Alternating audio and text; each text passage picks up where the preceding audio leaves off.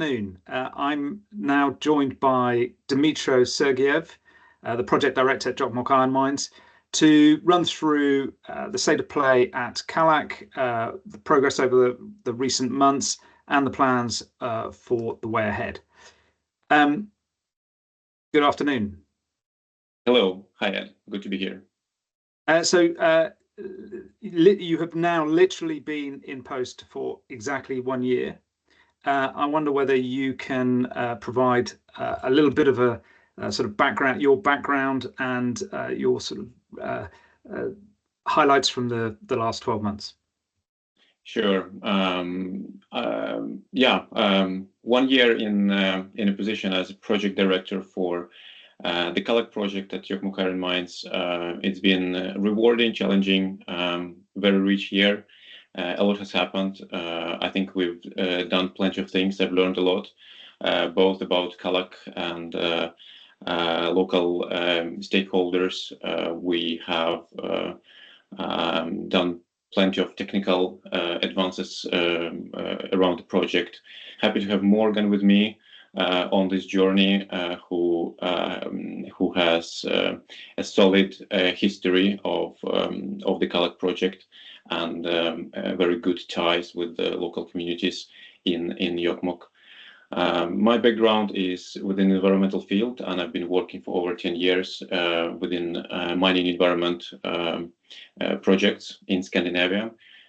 So it's very rewarding to be able to contribute with my knowledge and experience in Kallak and at Jokkmokk Iron Mines. Great, thank you. And I guess Beowulf has takes its environmental and social responsibility very seriously. We have adopted and adhered to a number of the UN Sustainable Development Goals, and we're looking to build a business that is sustainable and minimizes any impacts on the environment and local stakeholders. Obviously, this is a critical issue for Kallak, and maybe you can just touch on some of the high level points that are sort of guiding philosophy that we try to work to. Yeah, right. Kallak has a very rich history. So for us that develop the project, is very important to understand and respect what has happened in the past, both in the short and long term when it comes to the project itself, but also to the communities that live and operate in the region. We are developing the project with full consideration to local communities and those cultural and natural values in the area. We also try to create value to local communities and shareholders by through the development phases. And of course, the final goal is somewhat to become a proud, visible or invisible pillar for Jokkmokk, supporting the community onwards in their development. And I think under your stewardship, we have really opened the dialogue with local stakeholders significantly over the last 12 months. So I think that's a major step forward for the project. Perhaps we can just touch on sort of the history of the project. So discovered in the 1940s, Beowulf picked up the license in 2006, drilled it between 2010 and 14. And I guess the key sort of more recent updates were that the mining concession, exploitation concession, was awarded in March 2022. It was subsequently appealed, but that appeal found in favour of the government's original decision in June of last year. So we have the full mining concession. We completed a scoping study of the project in January 2023, and are well advanced with the pre-feasibility study and preparations for the environmental impact assessment and submission of the environmental permit application. We'll talk a bit more about the various activities that we're undertaking as we go through the slide.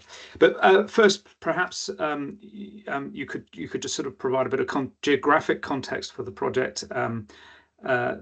in terms of where it's located and the significance of its location? The Kallak project is situated in northern Sweden, in the municipality of Jokkmokk. It's at the specifics of the project is that it's in the heart of the indigenous Sami community. It's also very close to our European biggest wilderness and national parks. But it also connects to European and Swedish iron ore and steel cluster very well, where there is a well-developed infrastructure, there is understanding of doing this type of business and developing this type of operations. We have neighbors such as LKAB, Kaunis Iron. We have projects such as Hybrite and Stegra developing just next door to us. Boliden is very well positioned in the area with a number of different mining operations. So geographically, a very good location, yeah, favorable location. And perhaps worth just flagging that LKAB operates the world's largest underground iron ore mine, about 150 kilometers to our north, and then Boliden has in the Aitik mine it's a copper mine, but it's the largest open pit mine in Europe. So we are surrounded by large scale mining operations. Plenty of experience, yes. In terms of the images on the right hand side of the slide, the green shapes are our exploration licenses. The blue oval is the mining concession around the Kallak North deposit. Kallak North is the defined resource, is the red shape, and then we have two further deposits defined in the Kallak South. The pink areas are magnetic anomalies, so indicative of magnetic material or magnetite, the ore that we're looking to extract. And so what is evident is that while we've defined some significant resources, there is plenty of magnetic material still to test, and plenty of opportunity to grow the resource going forward. Perhaps you could just summarize for us at a very high level what the Kallak project can offer. Right. So we used to define Kallak North as the Swedish largest untapped quartz-banded iron ore deposit. Its measured and indicated mineral resources amount to 111 million tons of 28% iron. Inferred mineral resource at 25 million tons, similar concentrations iron. This allows to a production rate of 9 million tons per year of ore and about 5 million tons per year of waste rock. This is a rather conventional process that includes crushing, milling, and magnetic separation.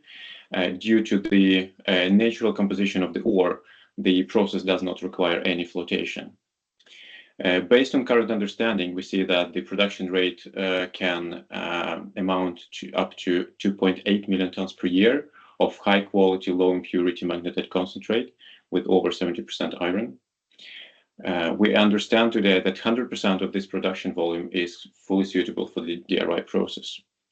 And based on the information available, it fully supports production over 14 years of life of mine. On the right-hand side, you see a diagram that depicts magnetite ore production rates per year, as well as the waste rock production volumes. And due to the, again, ore body's natural settings, its superficial position, we have access to the ore immediately from year one with very small or relatively limited waste rock volumes during the first phase of the production, and then through the middle of life of mine going into a period of larger waste rock volumes to be shifted around, and then focusing on the rest of the ore body towards the end of the life of mine. So giving an overall strip ratio, which is the waste to ore ratio of about 0.5 to 1, which for an open pit mine is a very low strip ratio. Perhaps worth just clarifying the DRI process that you refer to. DRI stands for direct reduction iron. Essentially, it is material that can be converted into steel through electric arc furnaces and through green steel technology, as opposed to the conventional blast furnace process, which is highly CO2 emitting. It requires coking coal and therefore is highly polluting. So the steel industry obviously moving to more DRI production, and that's a massive opportunity for Kallak. So and speaking of the DRI material, perhaps very briefly sort of highlight the pros and cons of the material that we can produce. Exactly as you say, there is a push for high quality magnetite material in the world, and Kallak is well positioned to deliver such market leading quality with very low concentration of different impurities such as alumina, phosphorus, sulfur, and magnesium, silica close to 2%. With the mentioned production rate of 2.8, it's a high density product. It's a very fine material with particle size at D80 of 45 microns, sorry. And the target water content shipped to our clients at 7 to 8% water. And we'll talk about the management of water a little later. So we've obviously done a lot of test work to demonstrate we can produce that quality of product. That has led on to the process flow sheet and indeed site infrastructure. I don't know if maybe you can say a few words about the sort of the overall site infrastructure and and layout. Yeah, I guess it's very important to mention that there has been a significant shift in philosophy when it comes to the site layout and facility design from the time when the concession application has been prepared to now. The major guiding principles today were minimizing the footprint, optimizing waste and water management, avoiding minimizing impacts on reindeer herding in residential areas. The mine is the only unit that can't be moved, so we focused on various options for remaining facilities. The mill has been moved away from the swampy areas towards high and dry ground in the middle of the plateau in this landscape. It was also positioned closer to the pit and the crusher, and just right outside of this 500 meters rockfall line. The tailing storage facility, which is our largest facility, we have investigated 9 different options on the peninsula and beyond. The option between the 2 hillsides southeast of the pit is the most suitable and allows us to keep all operations rather tight, minimizing the footprint. The waste rock dumps were removed from the slope towards Bergholmen and the river, which you see on the left picture, to a less visible and less disturbing location between the mill and the tailing storage facility. Additionally, this allows all waste management to occur within the same catchment area. It also allows for more robust and systematic environmental work, lowering associated risk and such. A downstream clarification pond that you see on the left picture from the concession time has been abandoned. Instead, the water is managed at the back of the tailings pond supported by a tail embankment. This adds additional operational costs for pumping residual water upstream, but on the other hand, decreases capital and operational expenditures as well as associated stability risks, but not having a dedicated water embankment far out on the eastern end. The stockpile contains natural soil material. The stockpile today is placed northwest of the pit.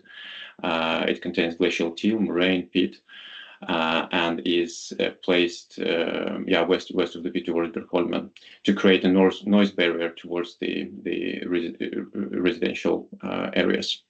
Another purpose of storing this material is closure upon ceased operation at the end of life of mine. Other options for stockpiling the soil are also available, so we're not really seeing this location as critical by any means. So these are sorry, just to interrupt. Just to clarify, the moraine stockpile will be used to rehabilitate certain areas after the mine life. That's one of the things that you were saying. Yeah. Great. Thank you for that. And I guess then the walking through the process of taking the mine from the pit and getting it ultimately onto the ships. I guess can we sort of run through this very quickly? It basically splits between some outside and inside activities on this sketch. It starts down in the pit with drilling and blasting, loading and transport of various materials, ore and waste. The waste is managed through different construction activities, or is placed on the waste rock dump. The ore is transported up to the surface to a ROM pad, where it is then crushed. And then we go into the green boxes here on the picture, which indicate the indoor stages in our process. We have a covered ore stockpile, and then the material enters the processing plant, where we have a SAG mill, which is a semi-autogenous grinding stage. We have a primary magnetic separation, from where we extract magnetite for further milling, and the waste goes to the tailings storage facility. After the further reduction in size, we have several stages of magnetic separation, where the last step is high frequency electromagnetic, so-called LJC, longer technology. That's where our product is.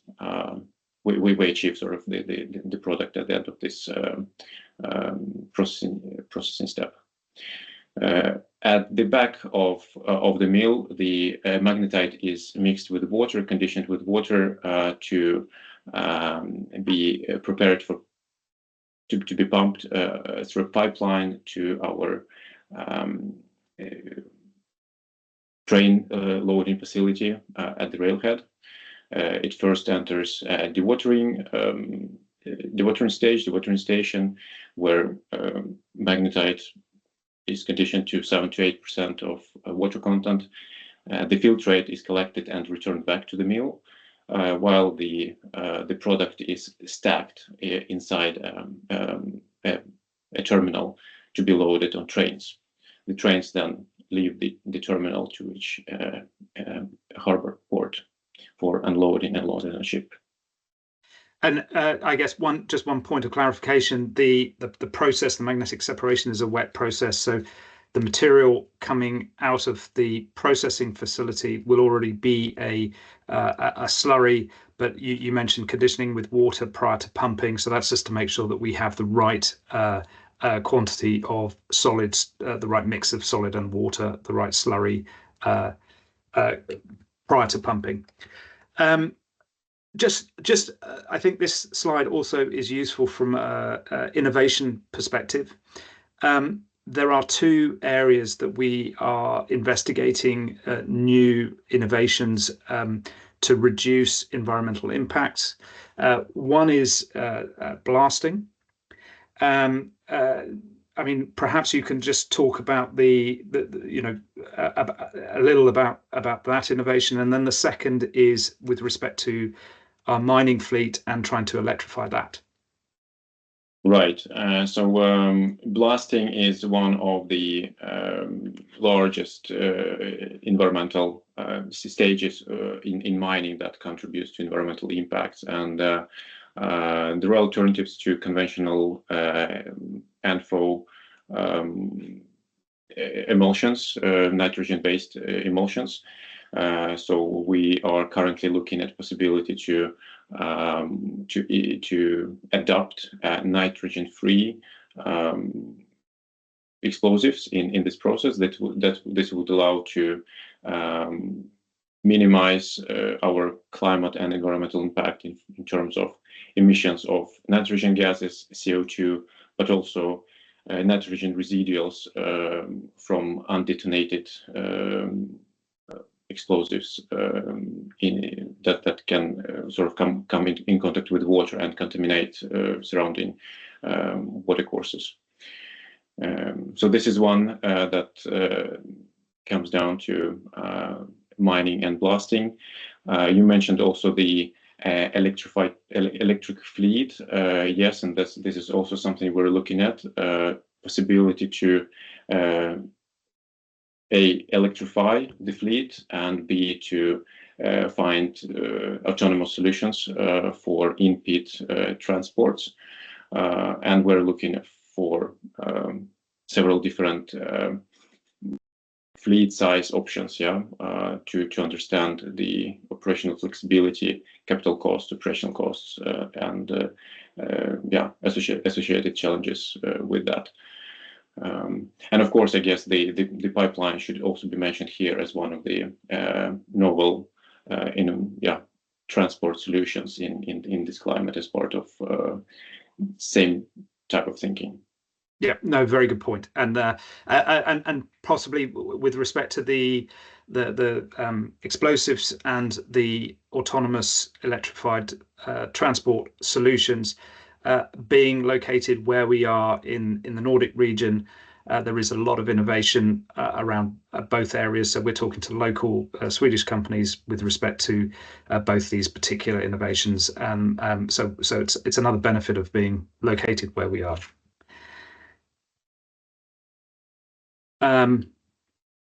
I think we've really touched on the mining process.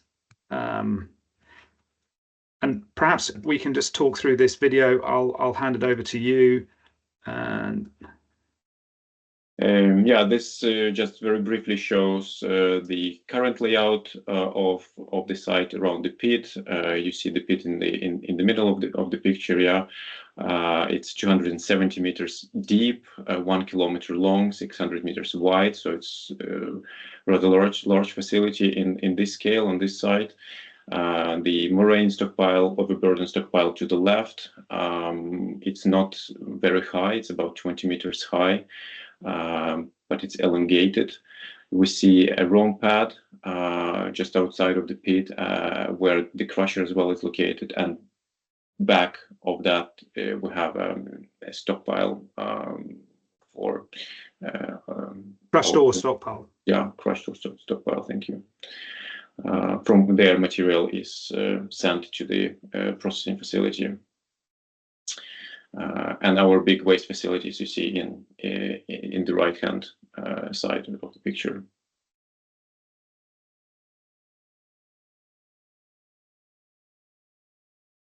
Video continues.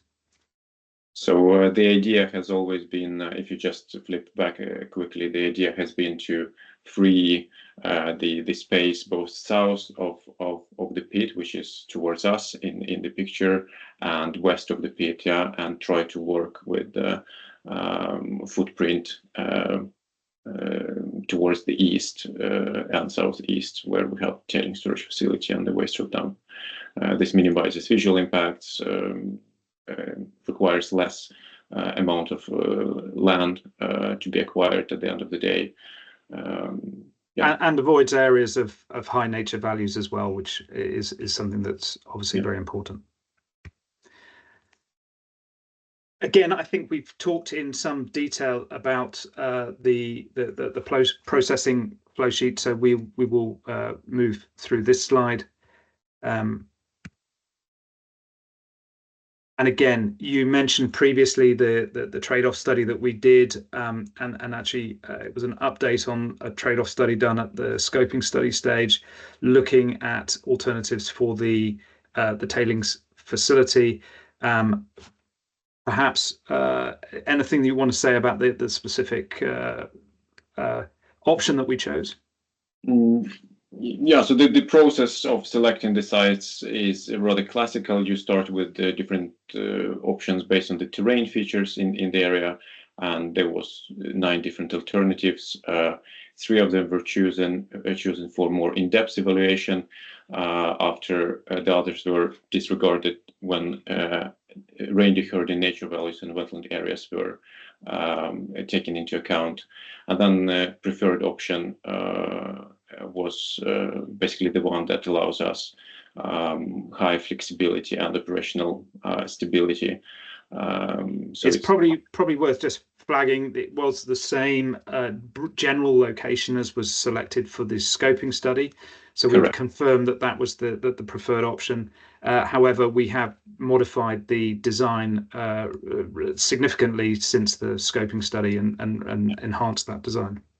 This design today fulfills both Swedish regulation, gruvridas, and follows international guidelines based on GSTM, which stands for Global Industry Standard of Tailings Management. The process includes thickening of the tailings and spigoting from around the perimeter, and the die construction is a downstream construction method, which also includes full seepage collection and recirculation of water. To minimize or mitigate any water contamination of the natural watercourses. Yes, and it also a safe, a safe type of design. Yeah. From stability perspective. This is just to show again the philosophy behind the tailings storage facility development. Again, this is our biggest waste facility, and it has 14 different stages, which are described at the right here. And if you click a button, we'll see a slideshow that demonstrates a annual expansion of the TSF and the waste rock dam. So both material balance, water management, amount of waste is taken into account in this yearly expansion.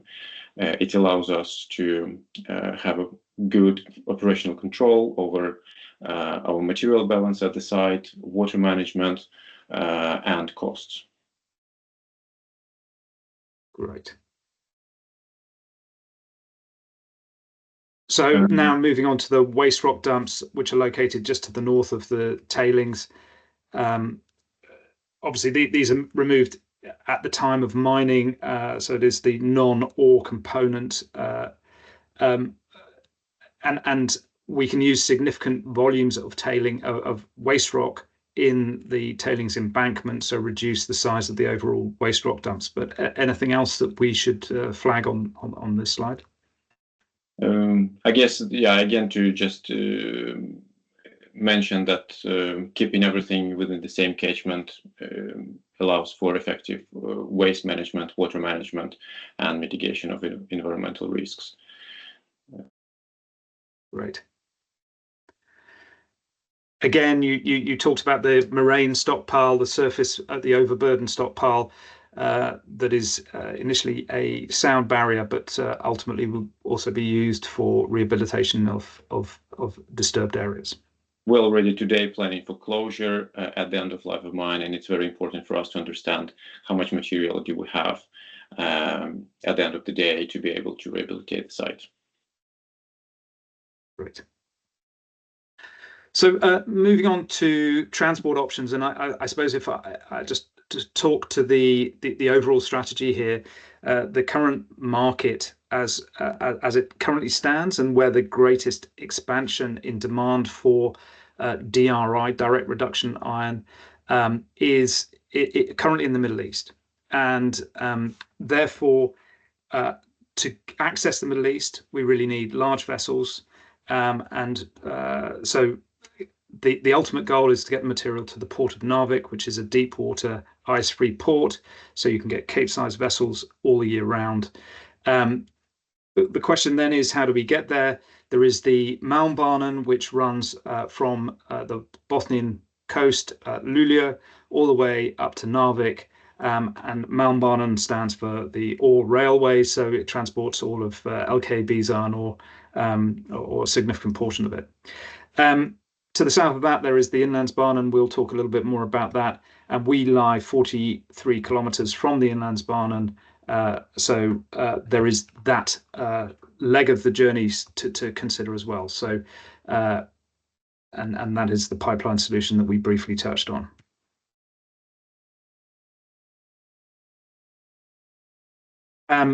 Perhaps you could talk about the various options that we considered for that first stage, the from mine to rail. Yeah. So this is the lag that you mentioned, which is about 40 kilometers long, and 4 different options were considered across the years of this project. The company has looked into a dedicated rail track, into a possibility to deploy an electric truck fleet between the site and the terminal on Inlandsbanan, a conveyor belt, or a slurry pipeline. And we'll dive into them briefly in a second. But to mention the first one, the dedicated rail track, it becomes it's a very expensive option, and being sort of removed from the table after a scoping study, scoping level study back in the days. So during 2024 and early 2025, we sort of focused on the remaining 3 options. The electric truck fleet, we were looking at gross weight trucks up to 90 tons. We started with a 2-shift operation scenario, which would allow us to move 130 to 140 trucks a day in both directions. Complete road upgrade in this case would be required, and it would create relatively high pressure on local reindeer community and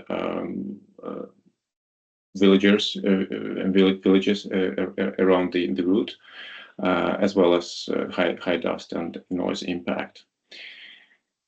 This option is also associated with high operational costs.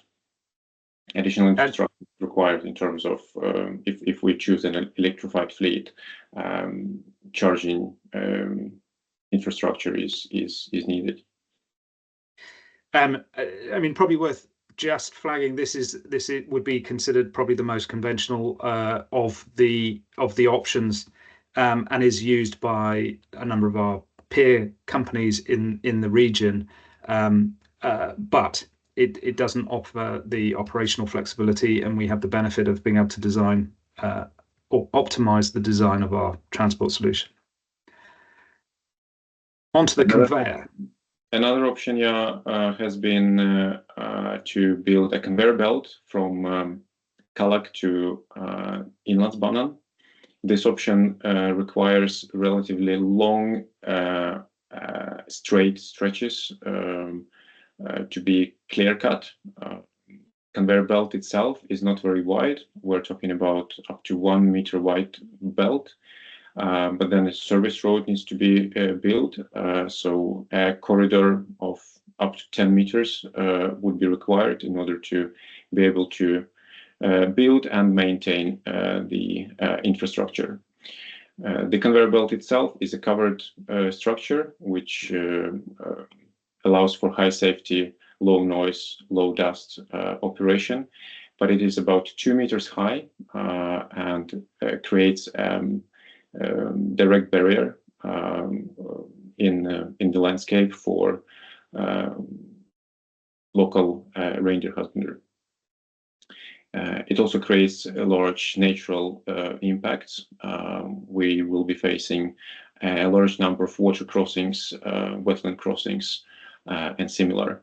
Due to the technical nature of this type of structures, it's unlikely that it can follow during any lengthy stretches existing infrastructure. So it has to be pristine environments that we're building this type of facilities in.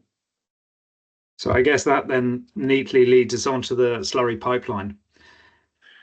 Slurry pipelines have been used in the world since 50s, 60s. So it's relatively well understood technology worldwide.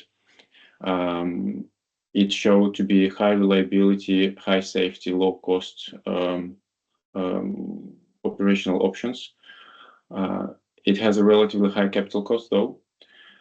It can be constructed close to existing infrastructure, so there is very high flexibility in terms of construction options.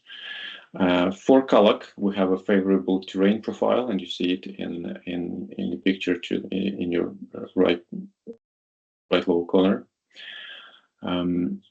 For this option, a dewatering facility that normally is placed in the beneficiation plant at the mill would have to be moved to the railhead where pipeline connects. There will be a filtrate, a certain amount of water that is pressed out of the magnetite before it is loaded on the train. And in our case, we decided to return it back to the mill in order to recirculate in our process. So a return water pipeline is required. Based on the current life of mine, we are looking for a design that would allow us operational time of about 20 years.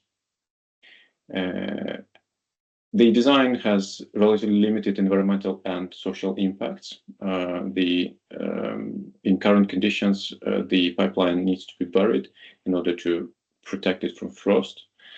And based on the consultations we have conducted to date, we have a relatively positive stakeholder response. And I guess a couple of things probably worth pointing out from our discussions with a number of leading consultants that the pipeline that we are talking about is not a large volume, and the distance that we're talking about is not a significant distance for a concentrate pipeline. So we're talking about a very fine powder in the slurry form. So it's not it's a well-known material that is transported, and we're well within the realms of what is currently done and in various parts of the world where there are infrastructure challenges or there are other reasons why using sort of above surface transportation doesn't make sense. So this remains our preferred option, and we're doing various bits of work to firm up the technology and the permitting route for it. To date, we have investigated a range of different parameters that would allow us to that would be required to design this type of system, both for the slurry pipeline and the return water pipeline. This needs to be narrowed down. So, as you mentioned, more work is underway, but we have a firm conceptual understanding of where we are and what's needed. So based on this preliminary assessment, we have our three options compared, and different impacts such as operational, social, and environmental are plotted on this in this table. You see three options: trucking, conveyor belt, and pipeline. From the operational perspective, trucking is a relatively expensive option, although conveyor belt and pipeline are more capital intensive. On the operational side, trucking becomes an expensive alternative, while the other two are obviously very attractive. Pipeline is a very efficient alternative to transport our volumes from Kallak to the railhead. Feasibility, we do understand how trucking works, although there is no current example for this size of fleet and this type of operation for electrical options yet. And we're sort of going together, having same pace as current technologies evolve. So there will be needed more work to be done together with the suppliers to tackle different risks. So feasibility is relatively challenging. And perhaps just to add, the feasibility goes as far as the road upgrade. It's a 40-kilometer stretch of road with a number of bridges. Correct. That obviously impacts the feasibility of the overall solution. Yeah. And the other two options from feasibility perspective are less understood in this climate, in our local perspective, but from in the example of the pipeline, we have a lot of experience worldwide. So the idea is to work together with leading engineers, international experience, and connected with local knowledge of and specificities when it comes to geotechnics, bridges, permitting, transport administration, interfaces, and so on. And I guess ultimately the objective is to get that box, turn that yellow or green, at best green. Yeah, absolutely. So we've transported the material from the mine to the railhead, and then we need to construct a rail terminal with the dewatering facility. Perhaps you could, sort of briefly just describe some of the requirements or attributes that we're looking for here. We're looking at a terminal area just northeast of Vaikejaur, north of Jokkmokk, and this is a straight stretch of Inlandsbanan, very suitable for placing such a facility. It's free today. There is no historical activity or any other infrastructure next to it, so there is a lot of space around. Allows us to fit all necessary units required for our process. Away from all critical crossings and passages, allowing high safety. It's close to a power switch. What it will contain, it will fit a dewatering facility. There will be storage building where the material will be stacked. And it will be the same building where the actual loading on the trains occurs. There will be a workshop for train wagons. We need space for 2 trains and some space for spare wagons. There should be, of course, parking and office area and similar. All in all, about 6 hectares. From there, up to 3 trains a day, with the base case of net total 3 tons per train, 3,000 tons per train, with an ambition of higher load, depending on the Inlandsbanan upgrade options, which we're working on together with Trafikverket and Inlandsbanan right now. A train like that would require 2 locomotives, and we're looking at different options for a wagon that would suit our needs, and that when it comes both to the production rate, unloading opportunities, but also the limitations that we have along the route on Inlandsbanan and Malmbanan. The ambition as well is to have as long trains as possible, so that we can bring it down from maybe 3 to 2.5 or something similar. And again, just to flag, there is a lot of expertise in this part of the world with rail solutions for transporting iron ore. So we benefit from access to that knowledge and experience.